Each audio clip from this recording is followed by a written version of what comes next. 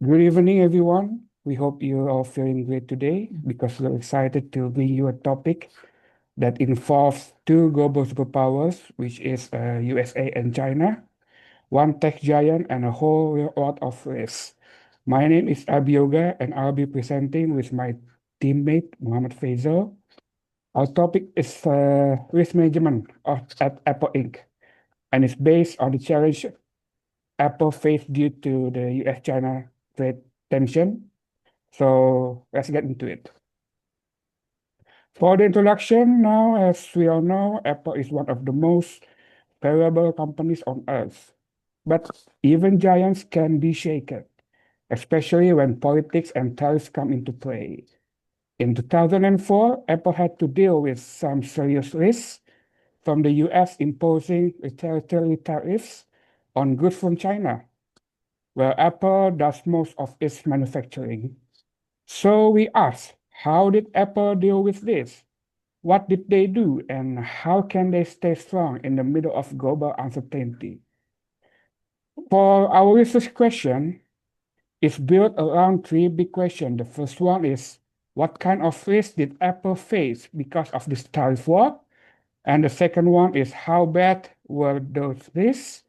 And finally, the third one is, what could Apple do, or what did they actually do to manage those risks? For the theoretical frameworks to answer how, we didn't just guess. We use a solid theories like the reciprocal tariff theory, which explains how countries retaliate for the trade wars. And we use risk management principles from Rechda and Wank and the classic 4T frameworks, uh, which is terminate, transfer, trade, and tolerate. This framework help us categorize each risk and decide how it could be best handled. And for the methodology, how did we do this? We conducted a qualitative case study. We dug into Apple's 2024 annual report, used tools like the risk matrix, heat map, and of course applied the 4T model to recommend the solutions. Now that's the frameworks, but the exciting part is, what did we find? What can other companies learn from Apple's response? For that, I'll pass this mic to my brilliant partner, Mr. Feyzel, who will walk you through the key findings, recommendations, and our final takeaways. Over to you, Feyzel. Thank you, Mas Abhiyoga. So now let's talk about the solutions. If Apple wants to stay ahead, here are five moves we believe are essential. First, diversify the supply chain. Don't put all your iPhones in one basket, especially not just in China.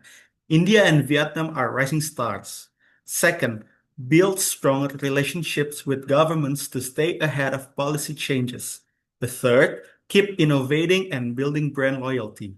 Fourth, use financial tools like hedging to deal with currency swings. And the last one, keep inventory flexible to avoid huge losses when demand drops. Okay, now here's what we found using our frameworks. The biggest risk, trade disputes and tariffs scoring a whooping 20 out of 25. Right behind it were global economic conditions and over-reliance on overseas manufacturing, both high risk with a score of 16. Then there were medium risk like market competition and rising component costs, and low risk like inventory write-downs and currency fluctuations, still important but manageable. For each one, we match the right strategy, either threat, transfer, or tolerate based on the severity. And so, what's the big picture? Apple is a powerful company, but even they aren't immune to global disruptions. The key takeaway here is risk is everywhere, especially in today's world. But with the right tools, the right strategies, and a willingness to adapt, Apple shows that it's possible to turn risk into resilience. And that's it for our presentation. Thank you so much for your time and attention. We hope this has been insightful and maybe even a little bit inspiring. If you have any questions, we're happy to discuss more. Now, thank you. That's all from us. Bye.